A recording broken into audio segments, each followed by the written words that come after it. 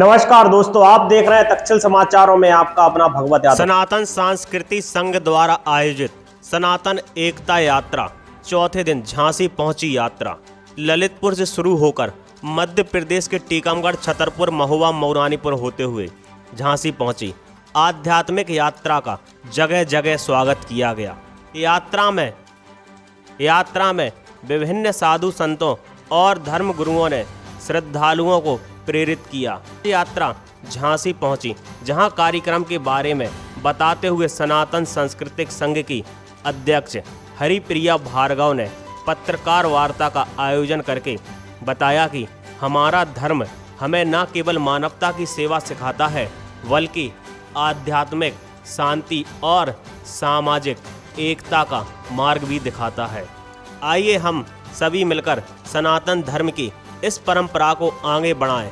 उन्होंने कहा कि यात्रा का प्रमुख उद्देश्य सनातनियों को एकता के सूत्र में पिरोना है। उन्होंने बताया कि जब भी सनातनी बटे हैं, उनका नुकसान हुआ है। उन्होंने बताया कि यात्रा के माध्यम से वह 4 वर्ग, जिसमें वैदिक धर्म, जैन धर्म, सिख व बौद्ध धर्म को सनातन एकता में जोड़ने का प्रयास लेकर निकली है। उन्होंने बांग्लादेश में हो रहे हिंदुओं पर अत्याचार को लेकर कहा कि यह बंद होना चाहिए। अगर आज हम एकत्र नहीं हुए तो कट्टरपंथी लोग पुनः हमारी संस्कृति व हमारे धर्म के लोगों पर प्रहार करेंगे। आप भी सुनिए क्या कहती हैं हरिप्रिया भार्गव। हमने यही संदेश दिया है कि जाति, वर्ण, धर्म से ऊपर उठकर हम सबको एक होना है और एकजुट रहना है। हमें किसी भी तरह की राजनीतिक या धार्मिक षड्यंत्रों में नहीं आना है। हमें श्रद्धा, शांति और शौर्य, जो सनातन की 3 विशेषताएं हैं, उनको अपनाना है अपने जीवन में, और जाति को अपने मन से एकदम निकाल देना है, मन भेद नहीं रखना है।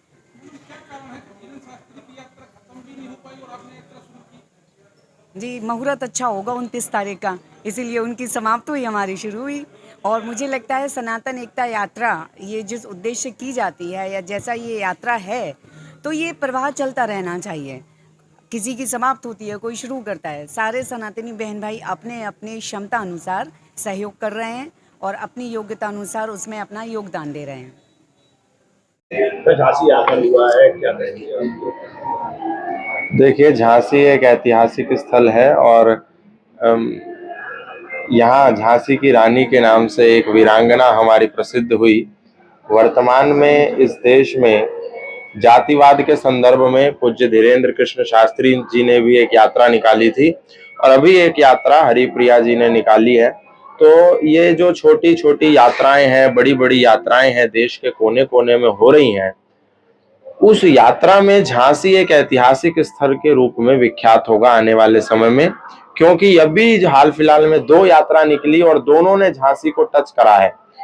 तो ये जात पात, छुआछूत, ऊंच नीच, भेदभाव, इसको मिटाने की यात्रा के संदर्भ में यहाँ पर आना हुआ था।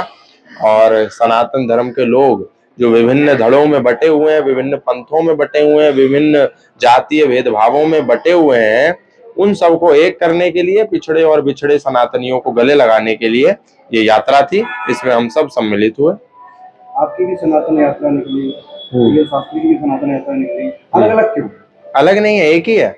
धीरेन्द्र शास्त्री जी के साथ हम थे पूरे। उसी टाइम उनकी चल रही, उसी टाइम आपकी चल रही। नहीं, उनकी समाप्त हो गई।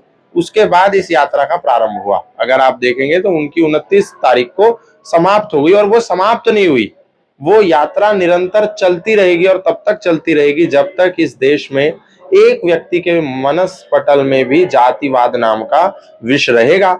तब तक देश के विभिन्न कोनों में ऐसी अनेक असंख्य यात्राएं चलती रहेंगी। बांग्लादेश में जो हिंदुओं का नरसंहार हुआ है, वो सनातन धर्म के लोगों की जो मूर्खता है, जातिवाद, इसी के कारण हम लोग विभिन्न धड़ों में बटे रहे। आज बांग्लादेश में हिंदू अल्पसंख्यक हो गया।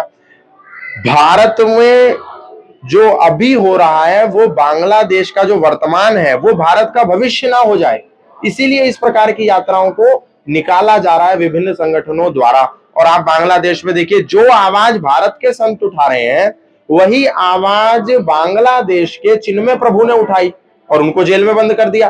और सबसे बड़ी दुख की बात कि चिन्मय प्रभु का स्वयं का संगठन इस्कॉन, जो स्वयं को international society for Krishna consciousness कहता है, इंटरनेशनल संगठन इस्कॉन चिन्मय प्रभु के सिर पे से हाथ पीछे खींच लेता है और कहता है कि हमारा चिन्मय प्रभु से कोई लेना देना नहीं। ये हम लोगों को क्या हो गया? हम लोग अपना लालच, अपनी ढपली, अपना ढोल बजा रहे हैं। ये मैं समझता हूं कि बड़ा दुख है हमको। आज चिन्मय प्रभु के साथ खड़ा होना चाहिए देश के हर व्यक्ति को। हम ये कहेंगे कि वो हर संगठन का आदमी है, वो हर सनातनी संगठन का आदमी है जो सनातनी की आवाज उठा रहा है। तो इस्कॉन ने ये अच्छा नहीं करा। मैं उन लोगों को कहूंगा, परमपिता परमात्मा इस्कॉन के लोगों को सद्बुद्धि दे कि वो चिन्मय प्रभु के साथ आकर के खड़ा हो।